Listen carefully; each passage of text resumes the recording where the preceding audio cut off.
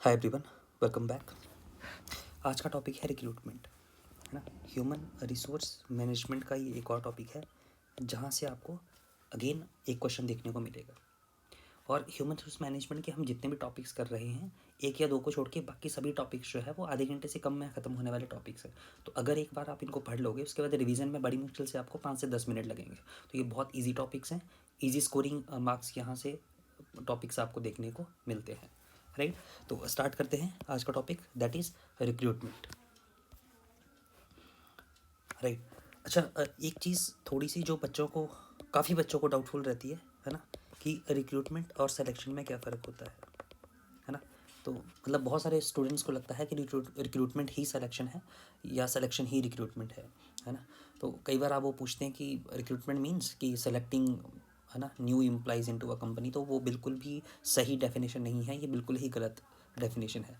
Recruitment का मतलब होता है कि आपने, लेट्स से कि आपकी कंपनी में कोई जॉब वैकेंसी क्रिएट हुई, आपने उसके लिए ऐड दिया और उस ऐड के लिए जितने नंबर ऑफ़ एस्पिरेंट्स ने, जितने नंबर ऑफ़ एप्लीकेशंस आई, है ना, वहाँ तक के प्रोसेस को हम बोलते हैं recruitment. That means it involves attracting and obtaining as many applications as possible from eligible job seekers. ठीक है। तो जॉब वैकेंसी चेक करने से लेके, ऐड करने से लेके, उसके लिए एप्लीकेशंस रिसीव करने तक के प्रोसेस को बोलते हैं रिक्रूटमेंट। तो इसीलिए कहा जाता है रिक्रूटमेंट का मतलब होता है कि आपको maximum number of possible applicants की एप्लीकेशंस को रिटेन करना है, को आपको रिसीव करना है उस फ्रॉम एलिजिबल कैंडिडेट्स। इस प्रोसेस को बोलेंगे रिक्रूटमेंट। उसके बाद की कहानी फिर को बोलते हैं सिलेक्शन। जब आप इंटरव्यूज़ लोगे, है ना, जब आप उन एप्लीकेशंस को स्क्रीन आउट करोगे, ये सब चीज़ें किस में आती हैं? सिलेक्शन में आती हैं। ठीक है जी। तो एक तो आपको ये डिफरेंस समझ में आ गया। अब चलते हैं सेकंड पॉइंट पे। जब भी मैंने इससे पहले आपको ह्यूमन रिसोर्स प्लानिंग पढ़ाया हो या जॉब एनालिसिस पढ़ाया हो, मैंने कहा था जैसे कि जॉब एनालिसिस है, ये एक फंडामेंटल, है ना, स्टेप है, या एक ऐसा प्लेटफॉर्म है जो कि बाकी अदर जितने भी functions of human resource management हैं उनके लिए एक प्लेटफॉर्म प्रोवाइड करता है, राइट। जैसे कि मैंने कहा था ह्यूमन रिसोर्स प्लानिंग, इसमें हम क्या करते हैं? ह्यूमन रिसोर्स प्लानिंग में हम ये देखते हैं कि कितने नंबर ऑफ़ एम्प्लॉइज़ की हमें ज़रूरत है और किस टाइप के एम्प्लॉइज़ की हमें ज़रूरत है, right. That is your human resource planning. और what is job analysis? Job analysis हमें ये बताती है कि किस तरह की एक्टिविटीज़ या किस तरह के ड्यूटीज़ परफॉर्म की जाएंगी इस पर्टिकुलर जॉब पे, और किस तरह के क्वालिफाइड एक्सपीरियंस्ड लोगों की हमें ज़रूरत है इस जॉब को करने के लिए। दैट मीन्स कि क्वालिफिकेशंस के बारे में यहाँ पे बात होती है। तो हमने जॉब एनालिसिस में जब भी हमने पढ़ा था, उसमें हमने दो इंपॉर्टेंट टर्म्स पढ़ी थी, that is job description and job specification. तो अभी इन दोनों में क्या फ़र्क है, अभी यहाँ पे मैं एक्सप्लेन नहीं कर रहा, वो आप फिर से अगर आपको अभी भी कोई डाउट है तो वहाँ पे जाके देख सकते हैं, राइट। तो ये दोनों ही स्टेप हैं जो कि पहले परफॉर्म किए जाते हैं, फिर हमारा रिक्रूटमेंट का प्रोसेस स्टार्ट होता है। क्योंकि रिक्रूटमेंट करने से पहले हमें ये तो पता होना चाहिए कि किस तरह के एम्प्लॉइज़ की ज़रूरत है, कितने नंबर ऑफ़ एम्प्लॉइज़ की ज़रूरत है, और उनका काम क्या होगा, किस तरह की क्वालिफ़िकेशन की हमें ज़रूरत है किसी भी जॉब के लिए। क्योंकि जब भी आप जॉब नोटिफिकेशन देखते हो, वहाँ पे क्वालिफ़िकेशन ज़रूर लिखी होती है, राइट। और उसमें भी एक होती है इसेंशियल क्वालिफ़िकेशन, राइट, और एक लिखी होती है जो कि मतलब कि अगर आपके पास है तो ठीक है, कोई दिक्कत नहीं है। ठीक है। तो मान लो बीटेक चाहिए उनको, एमबीए चाहिए उनको, कौन सी क्वालिफिकेशन की ज़रूरत है, ये सब हम जॉब एनालिसिस से पता करते हैं। और कितने नंबर ऑफ़ एम्प्लॉइज़ है, कितनी जॉब वैकेंसीज़ हैं, है ना, ये सब हम जो है वो ह्यूमन रिसोर्स प्लानिंग से पता करते हैं। तो पहले ये दो functions of human resource management जब हम कर लेते हैं, उसके बाद ही हमारा रिक्रूटमेंट का प्रोसेस जो है वो स्टार्ट होता है। अब चलते हैं आगे। Now what is the purpose and importance of recruitment? ये मैं नहीं करवाऊंगा आपको, ये आपके लिए सेल्फ रीड करने के लिए है। क्यों?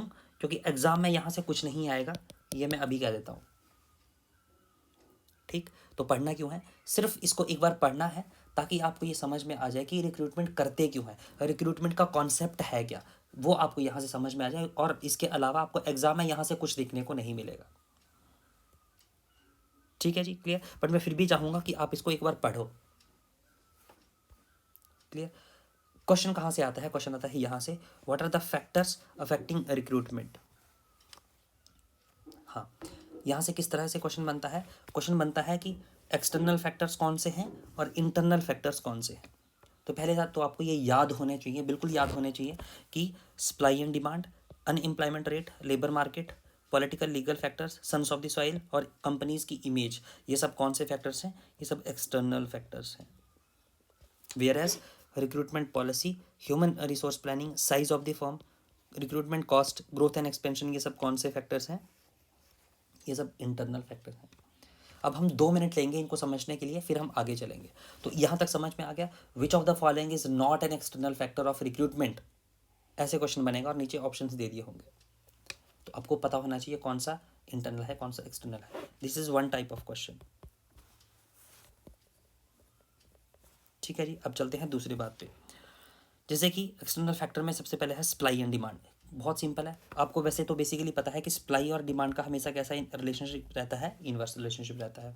अब ऑब्वियसली अगर सप्लाई ऑफ लेबर क्या है, ज़्यादा है, लेबर मार्केट है, उस लेबर मार्केट में सप्लाई ऑफ लेबर क्या है, ज़्यादा है, तो आपको रिक्रूटमेंट प्रोसेस जो रहेगा ना आपका, वो बहुत ईजी रहेगा, वो कम चैलेंजिंग रहेगा। आपको उस पर कम काम करना पड़ेगा, कम अट्रैक्टिव उसको बनाना पड़ेगा। क्यों? क्योंकि ऑलरेडी मार्केट में सप्लाई क्या है, ज़्यादा है। ठीक है। दूसरा क्या होता है, अनएम्प्लॉयमेंट रेट, है ना, कि ऑब्वियसली अगेन अगर अनएम्प्लॉयमेंट रेट बहुत ज़्यादा है किसी भी कंट्री में, किसी भी लेबर मार्केट में, तो ऑब्वियसली वहाँ पे भी रिक्रूटमेंट बहुत इजी है। क्योंकि अगर आप बहुत इजीली भी, है ना, सिंपल टर्म्स एंड कंडीशंस के साथ भी जो है वो, है ना, किसी भी जॉब को ऐड करोगे, तो ऑब्वियसली वहाँ पे मैक्सिमम नंबर ऑफ एप्लीकेंट्स जो है वो अप्लाई करेंगे। क्यों? क्योंकि अनएम्प्लॉयमेंट बहुत ज़्यादा है। लेबर मार्केट, है ना, कि आप लेबर मार्केट कौन सी देख रहे हो, आप नेशनल लेवल, इंटरनेशनल लेवल की लेबर मार्केट देख रहे हो, रीजनल की, लोकल, है ना। क्योंकि बेसिकली होता क्या है कि जब बहुत higher position, top management position के लिए जब आप हायरिंग करते हो, तो उसमें आप नेशनल और इवन इंटरनेशनल लेबर मार्केट को देखते हो। और जब आपको लोअर लेवल एम्प्लॉइज़ को रिक्रूट करना होता है, तब आप जो है वो लोकल मार्केट्स को ही कैप्चर करते हो।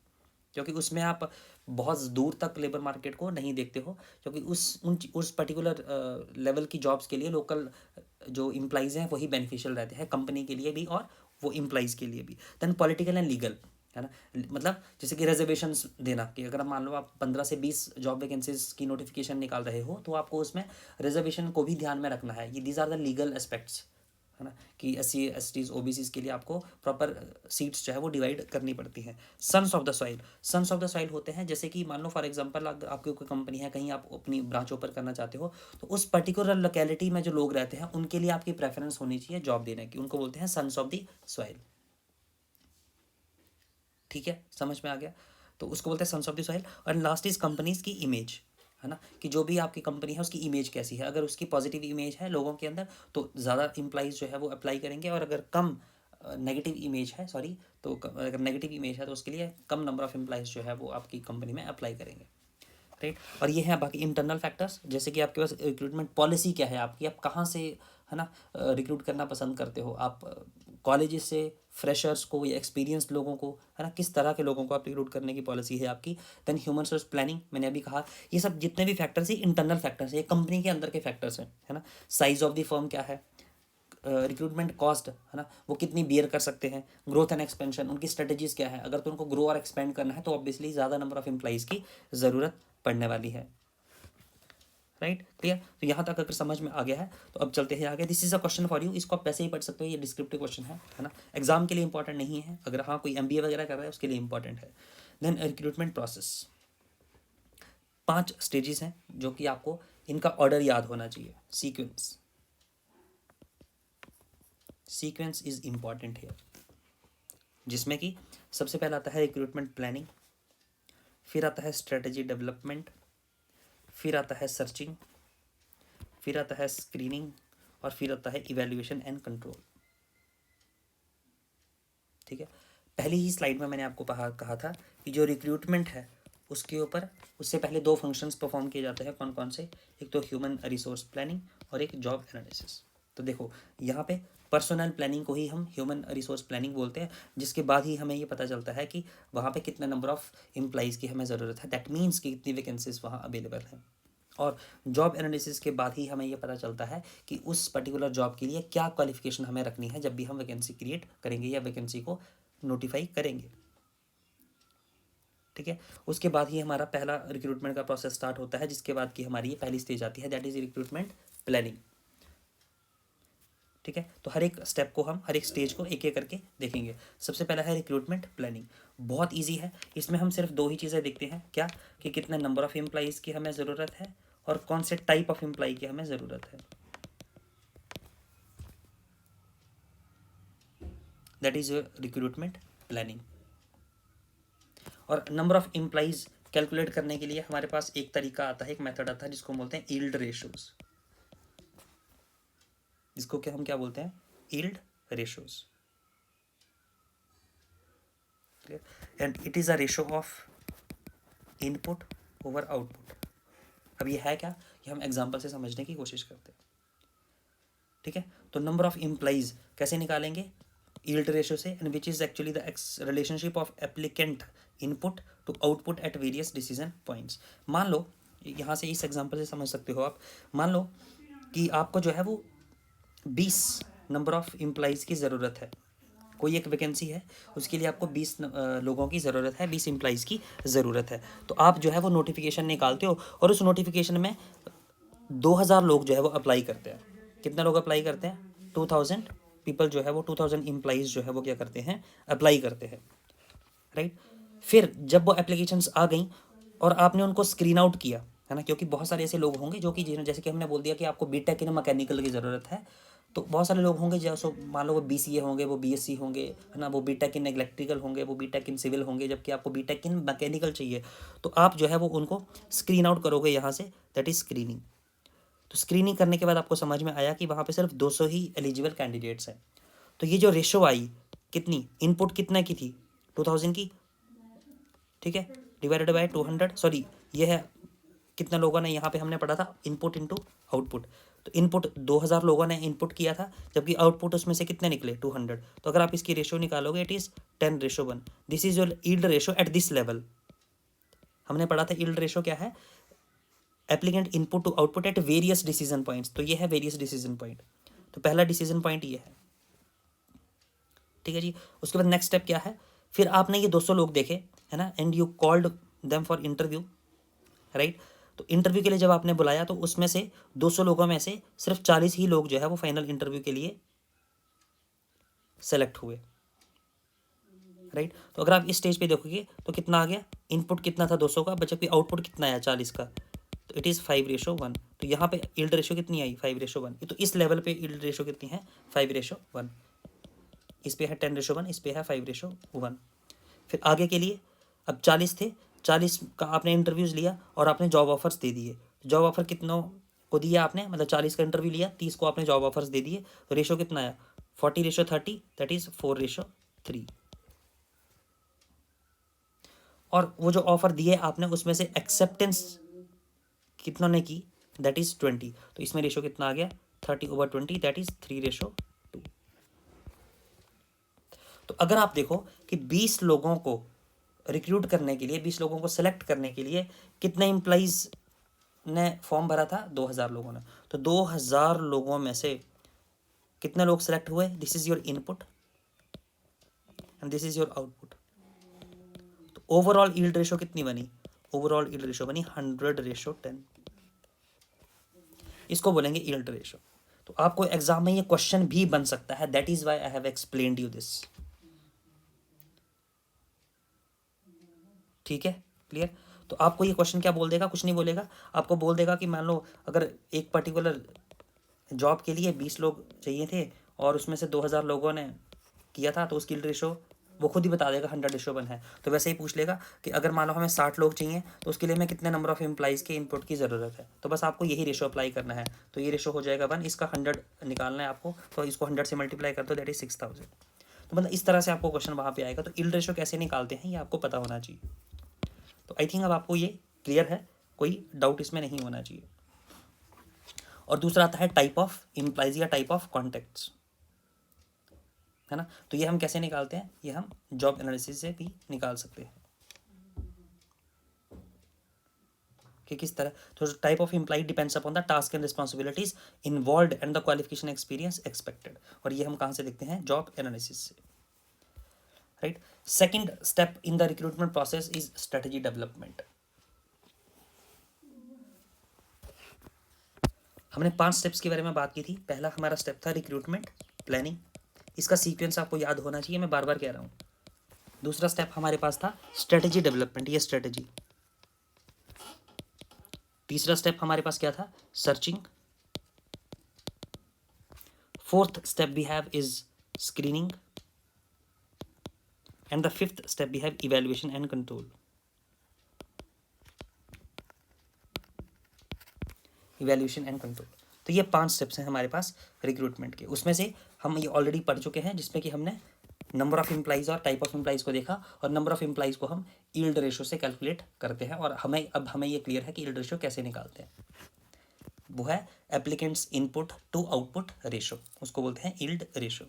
ठीक है, अब चलते हैं स्ट्रेटजी में, है ना, कि कंपनी किस तरह की स्ट्रेटजी। अब हमें ये भी पता है कि ये टाइप ऑफ एम्प्लॉइज हमें चाहिए, अब हमें ये भी पता है कि ये नंबर ऑफ एम्प्लॉइज हमें चाहिए, अब कैसे हायर करने हैं, that is your strategy development. Strategy development में हमारे सामने 3 क्वेश्चंस के आंसर होते हैं, दैट इज़ कहाँ से हम इनको रिक्रूट करेंगे, हाउ कैसे करेंगे, कौन सा रिक्रूटमेंट मेथड हम सेलेक्ट करेंगे, और थर्ड इज़ व्हेन कब करेंगे।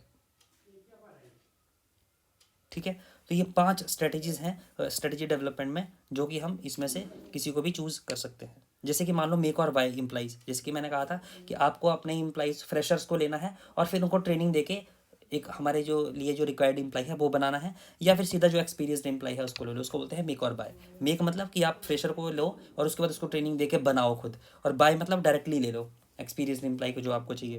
Then technological sophistication of recruitment and selection devices, आप अपनी रिक्रूटमेंट में किस तरह की टेक्नोलॉजी का यूज़ करोगे, that is the second. Geographical distribution of labour market, जैसे कि मैंने कहा था कि अगर आपको बहुत हायर टॉप पोजीशंस के लिए हायर करना है तो आपको नेशनल इंटरनेशनल लेबर मार्केट को अप्रोच करोगे। अगर मेजर लेवल एम्प्लॉइज़ है तो आप रीजनल लेवल पे जा सकते हो, और बिल्कुल लो लेवल एम्प्लॉइज़ पे काम करना है तो आपको लोकल मार्केट्स पे जाना पड़ेगा। सोर्सेज ऑफ रिक्रूटमेंट और हाउ टू लुक, किस तरह आप करोगे इंटरनल रिक्रूटमेंट, एक्सटर्नल रिक्रूटमेंट, ये अभी हम पढ़ने जा रहे हैं। And what is the sequencing the activities in the recruitment process, तो ये 5 स्ट्रेटजीज में हमारी रहती हैं, राइट। तो इसमें जो हमारे लिए सबसे इंपॉर्टेंट है वो है sources of recruitment, this one is important one. अब इसमें क्वेश्चन कैसे बनेगा, इसमें क्वेश्चन बनेगा, आपको पूछ लेगा कि इनमें से कौन सा जो है वो इंटरनल सोर्स ऑफ रिक्रूटमेंट है और इनमें से कौन सा जो है वो एक्सटर्नल सोर्स ऑफ रिक्रूटमेंट है, ये आपको पता होना चाहिए। और याद रखने का तरीका क्या है ये मैं बता देता हूँ आपको। आपको एक याद रखना है, और एक भी कौन सा, योर इंटरनल वन। अगर आपको ये पता है तो जो भी इसके अलावा बचेंगे वो सब एक्सटर्नल में आएंगे, क्योंकि इंटरनल में यही रहते हैं, इसके अलावा कोई और ऑप्शन नहीं रहता है। जैसे कि इंटरनल सोर्सेज क्या हो सकते हैं, जैसे कि प्रेजेंट एम्प्लॉइज, है ना, कि जो अभी प्रेजेंट में एम्प्लॉइज हैं उन्हीं को आप फिर से यूज़ करो, जॉब रोटेशंस करके करो, या कोई और अदर मेथड्स का यूज़ करके करो, जॉब रोटेशन कर दो, जॉब ट्रांसफ़र कर दो, है ना, प्रमोशन कर दो, डिमोशन कर दो। तो किसी भी तरह से जो प्रेजेंट एम्प्लॉइज हैं उन्हीं को आप उनकी जॉब्स को रोटेट करो, तो उसके साथ आप जो है वो उस पर्टिकुलर जो नंबर ऑफ एम्प्लॉइज़ की ज़रूरत है उसको फुलफिल कर दो। दूसरा इंटरनल सोर्स क्या है, एम्प्लॉई रेफरल्स, कि जो ऑलरेडी आपकी कंपनी में काम करते हैं उनसे ये रेफरल लो, कि आप कि लेट्स से कि उनको पूछो कि अगर आपका कोई इस पर्टिकुलर क्वालिफिकेशंस का, इस एक्सपीरियंस का कोई है जानने में, नोन में है, तो आप उनको बता सकते हो, वो हम उनका इंटरव्यू लेके उनको सेलेक्ट कर सकते हैं, है ना। तो ये एक सेकंड तरीका है, दैट इज एम्प्लॉइज रेफरल, तो एम्प्लॉई से रेफरेंस मांगना। थर्ड आपका आता है फॉर्मर एम्प्लॉइज, जो कि रिटायर्ड एम्प्लॉइज हैं आपकी कंपनी से, ठीक है, तो आप उनको भी कॉन्टैक्ट कर सकते हो। And the fourth one is previous applicants, ठीक है। प्रीवियस एप्लीकेंट्स मतलब जैसे मान लो पिछली बार मान लो 10 वैकेंसीज निकली थी और 5,000 लोगों ने फॉर्म भरा था, तो उसके बाद जो वो बाकी रह गए थे उनको फिर से अप्रोच करना। जैसे मान लो 5,000 में से जो आपको लगता है कि 10 सेलेक्ट करने के बाद ये 10 लोग और थे जिनको कि हम रख सकते थे, तो फिर से उन लोगों को कॉन्टैक्ट करना, that is your previous applicants. तो यही तरीके हैं जिनको कि हम इंटरनल सोर्स ऑफ रिक्रूटमेंट कहते हैं, इसके अलावा कोई और तरीका नहीं है। दैट इज़ वाई मैं कह रहा हूँ कि आप इनको याद रख लो, that is internal source of recruitment को। एक्सटर्नल जिसके बाद जो बचेंगे सारे वो कौन से में आएंगे, एक्सटर्नल वाले में। जैसे कि अगर आप देखो professional and trade associations, advertisements, employment exchange, campus recruitment, walk in, right in, talk in, consultants, contractor, displaced persons, radio television, acquisitions and mergers, competitors, E recruiting, contract, social media, company websites, ये सब क्या है, ये सब external sources हैं, right, ठीक है। तो इंटरनल याद रख लो, एक्सटर्नल ऑटोमेटिकली याद हो जाएंगे। अब एक्सटर्नल में आपको एक चीज़ ध्यान रखनी है, क्या चीज़ याद रखनी है, जैसे यहाँ पे हमने पढ़ा एडवर्टाइजमेंट, पढ़ा, हाँ। अब एडवर्टाइजमेंट करने का एक तरीका होता है, और वन ऑफ द वे और वन ऑफ द टेक्निक, है ना, फॉर एडवर्टाइजमेंट इज आइडा। क्या है? आइडा। आइडा का मतलब क्या है? ए मतलब अटेंशन, आई मतलब इंटरेस्ट, डी मतलब। Hey guys, if you think that ये जितना भी कंटेंट आपको करवाया जा रहा है ये आपके लिए यूज़फुल है, तो आप इसको कम्प्लीटली एक्सेस कर सकते हैं। आपको उसके लिए अनस्टॉपेबल एजुकेशन ऐप डाउनलोड करनी है। ये इस तरह का आपको लोगो वहाँ पे ऐप में देखने को मिलेगा, और वहाँ पे जाके आप इस कंटेंट को कम्प्लीटली एक्सेस कर सकते हैं। वहाँ पे कंप्लीट आपको नोट्स, लेक्चर्स दिए जाएंगे, प्रॉपर 1-to-1 मेंटरिंग वहाँ पे प्रोवाइड की जाती है, पीवाईक्यू एनालिसिस और मॉक क्वेश्चंस भी आपको वहाँ पे दिए जाएंगे, राइट। तो अगर आपको लगता है कि आप यूजीसी नेट के लिए लेबर लॉज एचआरएम कोड 55 का तैयारी कर रहे हैं, तो आप वहाँ पे ऐप पे जाके इस कोर्स में एनरोल होकर जो है वो कम्प्लीटली इस एक्सेस कोर्स को, इस कॉन्टेंट को एक्सेस कर सकते हैं। Thank you so much guys. इसके लिए आपको करना क्या है, ये ऐप डाउनलोड करनी है। वहाँ पे आपको, जैसे कि मैंने कहा, complete syllabus, recorded live PYQ analysis, doubt sessions, mentoring will be there. In nutshell, यहाँ पे एक बार पढ़ने के बाद आपको कुछ भी एक्स्ट्रा पढ़ने की, देखने की ज़रूरत नहीं है। ना आपको कोई बुक्स फॉलो करनी है, ना आपको कहीं से मॉक पेपर लगवाना है, ना आपको खुद से कोई पीवाईक्यू एनालिसिस करना है। हर एक चीज़ जो है वो वहाँ पे आपको करवाई जाएगी, right. So thank you so much, thank you.